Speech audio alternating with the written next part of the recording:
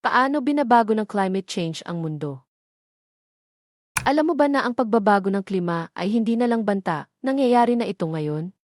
Tagtuyot, pagbaha, at matitinding bagyo ang nagiging resulta ng patuloy na pag-init ng mundo. Pero paano tayo humantong sa ganito? Pag-usapan natin. Ang melting glacier sa Arctic, pagbaha sa kabahayan, at pagkasunog ng mga gubat ay ilan lang sa pinakamalalalang epekto ng climate change. Walang habas na pagpuputol ng puno at paggamit ng fossil fuels ang nagtutulak sa sobrang greenhouse gases sa ating atmosfera.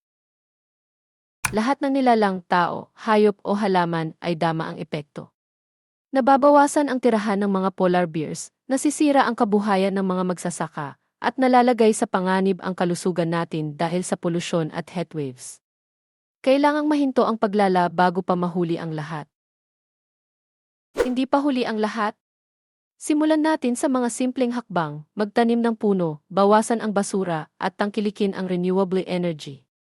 Sama-sama tayong gumawa ng desisyon para sa mas malinis at mas ligtas na mundo para sa susunod na henerasyon. Kailangan ka ng kalikasan ngayon.